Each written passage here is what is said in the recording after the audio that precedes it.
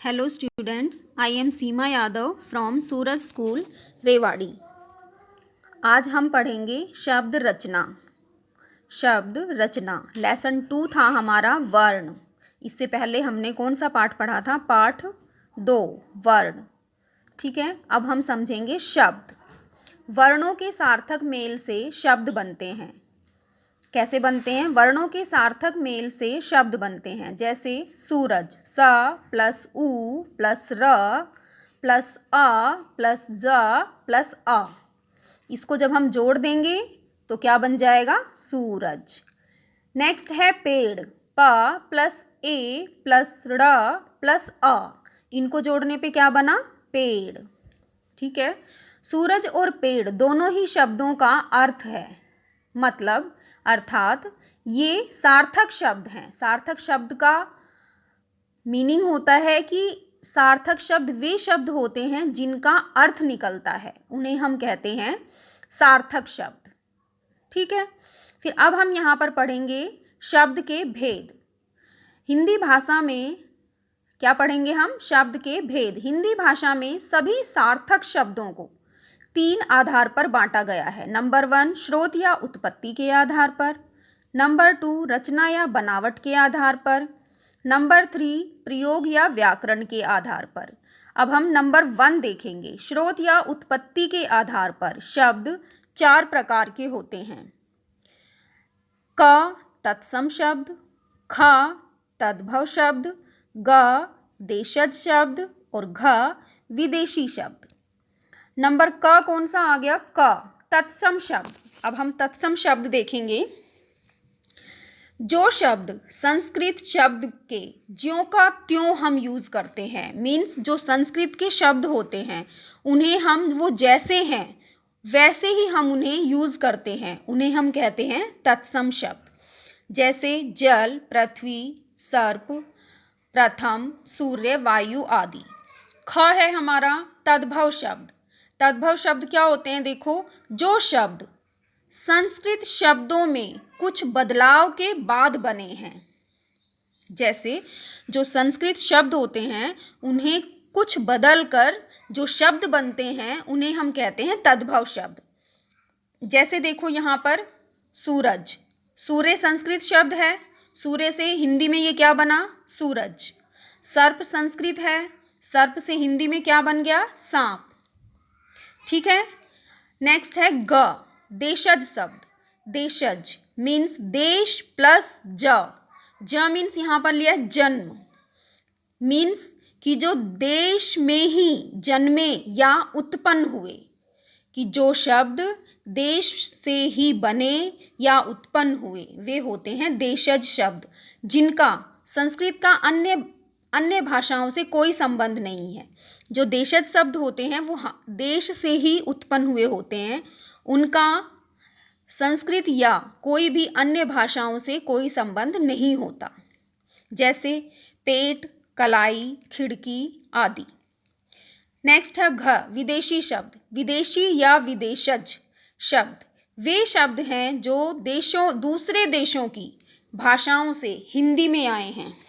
कहाँ से आए हैं? दूसरे देशों की भाषाओं से। ठीक है, इन्हें आगत शब्द भी कहते हैं। पार्ट सेकंड में पढ़ा था हमने आगत शब्द। ठीक है, जैसे अमीर, रेडियो, स्कूल आदि। अब आ गया नंबर 2। नंबर 2 क्या है? रचना या बनावट के आधार पर शब्द 3 प्रकार के होते हैं। नंबर क रूढ़ शब्द, ख यौगिक शब्द, ग योग रूढ़ शब्द। रूढ़ शब्द क्या होते हैं? ये ऐसे शब्द होते हैं जिनके यदि टुकड़े करें तो उन टुकड़ों का कोई अर्थ नहीं निकलता। मीन्स कि जैसे यहाँ दिया है, देखो, आदमी के टुकड़ों, आ द मी, इनको हमने अलग अलग कर लिया।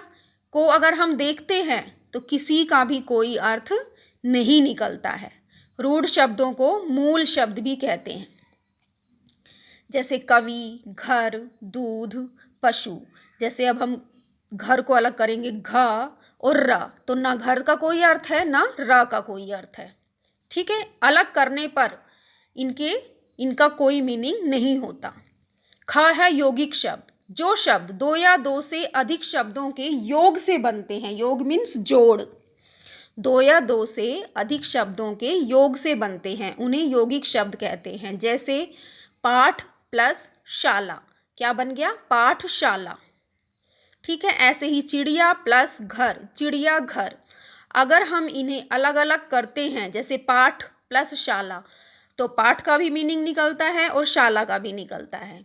चिड़िया प्लस घर, चिड़िया का मीनिंग भी निकलता है और घर का मीनिंग भी निकलता है। ठीक है, उसी तरीके से नेक्स्ट है योग रूढ़ शब्द।